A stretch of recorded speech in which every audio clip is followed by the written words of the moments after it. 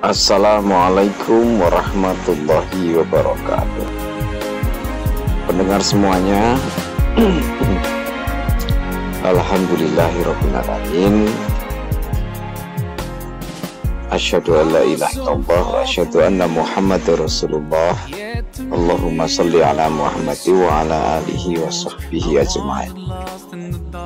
Pada kesempatan yang baik ini akan saya sampaikan 10 rumus menghadapi kesulitan.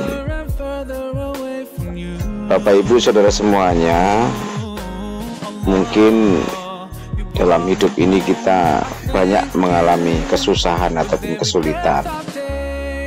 Dan kesulitan itu Bapak Ibu, jika tidak diatasi maka akan menjadikan sumber penyakit ya. Karena ketika seseorang itu tidak bisa menghadapi kesulitan ataupun tidak bisa mengatasi masalah, maka orang itu akan stres, dan ketika stres akan memicu datangnya penyakit stroke.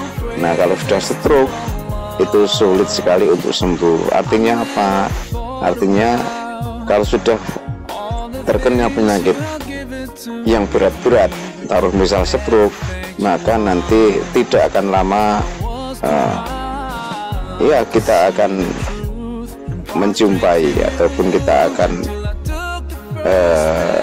mengalami kematian. Nah, oleh karena itu jangan sampai kita stres, maka saya hadirkan 10 rumus menghadapi kesulitan atau kesusahan hidup ya. 10 rumus menghadapi kesulitan masalah ya. Yang pertama Bapak Ibu, yang pertama itu ketika kita dihadapkan pada masalah atau masalah yang datang bertubi-tubi, itu yang pertama kita harus lakukan adalah kita harus menyadari bahwa manusia itu tidak sendiri, dan manusia itu ada yang banyak mengalami kesamaan. Nah, jadi rumus yang pertama adalah kita harus menyadari bahwa kita itu hidup tidak sendirian ya. Sehingga banyak yang mengalami masalah seperti kita. Nah, kalau sudah kita merasakan itu ya, kita enak ya. Oh, tidak sendirian mengalami masalah yang berat ya. Jadi banyak yang mengalami. Nah, yang paling penting ternyata di antara sekian banyak orang itu, termasuk kita, itu ada orang yang lebih menderita daripada kita ya, lebih susah daripada kita, lebih sulit daripada kita. Ini yang pertama. Yang kedua Bapak Ibu, rumus yang kedua adalah Allah tidak mungkin menakdirkan sesuatu melainkan pasti ada hikmahnya ya. Jadi Allah itu ya, Tuhan itu tidak mungkin menjadikan hambanya itu susah ya. Artinya ketika Allah menakdirkan, menentukan sesuatu yang terjadi pada hambanya, pasti di balik itu ada hikmahnya ya. Ada sesuatu yang lebih besar manfaatnya atau ilmunya. Itu yang harus disadari ya. Sehingga kita ketika dilanda masalah, ketika ada kejadian pada diri kita itu, kita tidak langsung stres ya, putus asa ya. Nah, kita harus sadari itu Allah tidak mungkin menakdirkan sesuatu melainkan di balik kejadian itu ada hikmahnya yang lebih besar. Yang ketiga, rumus ketiga itu satu-satunya yang kuasa mendatangkan manfaat dan menolak madharat itu hanyalah Allah, yang lain tidak bisa. Jadi jangan sampai kita bergantung kepada orang lain, jangan sampai kita bergantung pada selain Allah. Sehingga ketika kita dilanda masalah, maka jangan curhat dengan manusia, jangan curhat dengan orang lain, tapi curhatlah pada Allah ya. Adukan semua pada Allah dan mintalah jalan keluar ya. Yang berikutnya, rumus yang keempat adalah apa yang telah ditetapkan untuk kita ya, itu tidak akan meleset ya. Apa yang ditetapkan pada kita itu tidak akan meleset.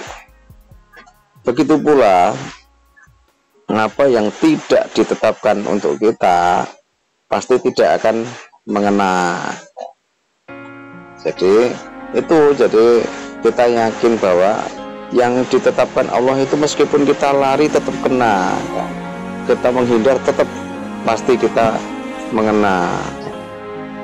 Ya pasti itu ya. Dan jika Allah itu tidak menghendaki kita untuk susah, maka atau Allah menghendaki kita itu tidak terkena musibah, ya Allah pasti tidak memberikan itu pada kita, karena semuanya di dalam kehendak Allah ya, kehendak Tuhan ya. Itu yang rumus yang kelima, Bapak Ibu, ketika dilanda masalah itu kenalilah hakikat dunia. Ya manusia kadang belum paham sih terhadap hakikat dunia, sehingga ketika dilanda masalah atau dikasih ujian masalah oleh Allah, maka stres, stroke, rumah sakit meninggal ya. Itu kenapa? Karena tidak mengenal hakikat dunia. Nah Bapak Ibu harus tahu apa hakikat dunia ya. Hakikat dunia itu sesuatu yang tidak tetap ya.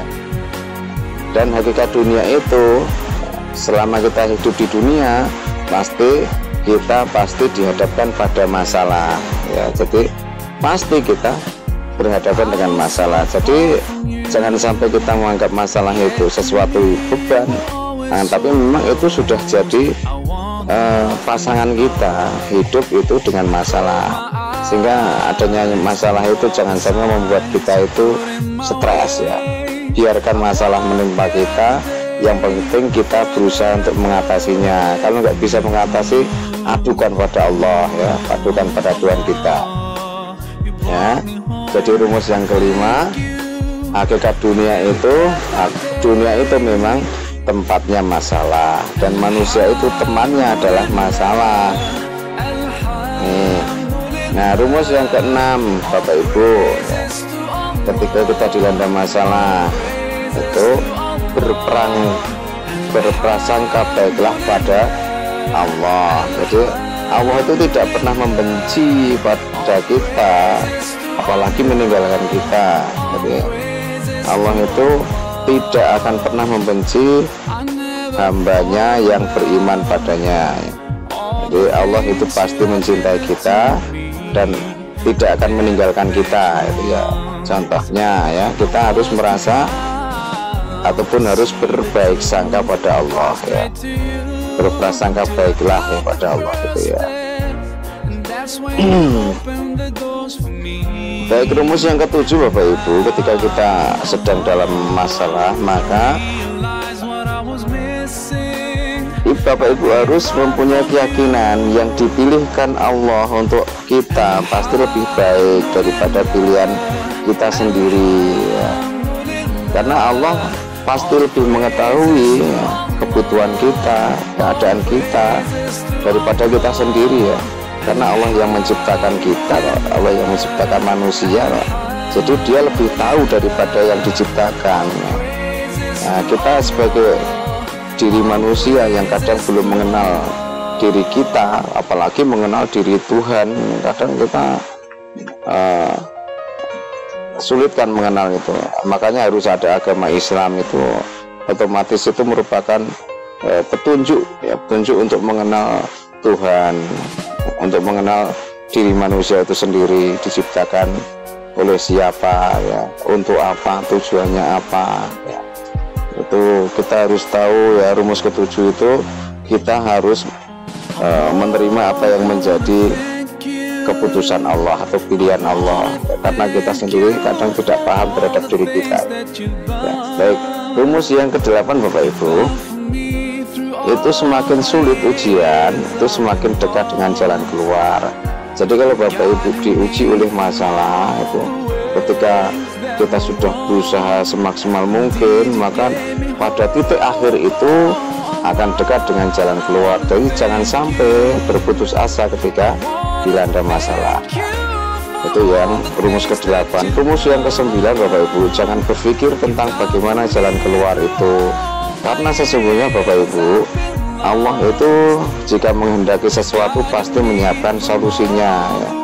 Pasti menyiapkan jalan keluarnya. Dengan catatan bagaimana?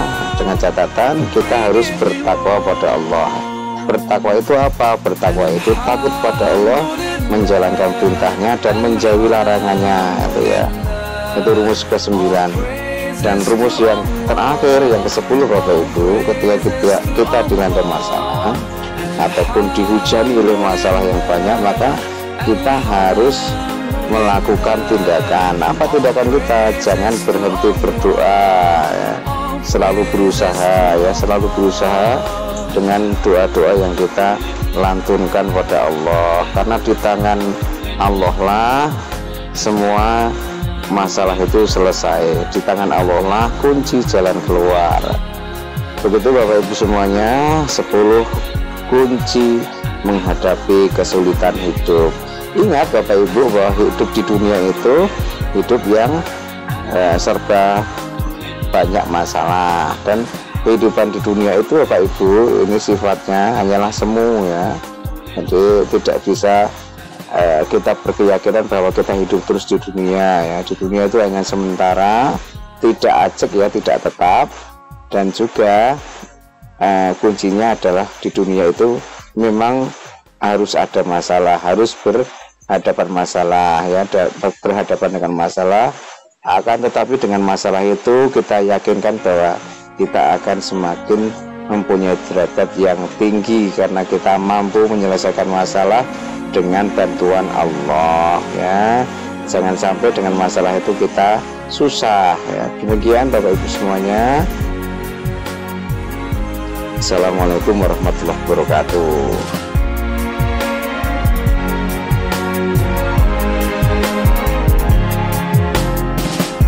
I was so far from you.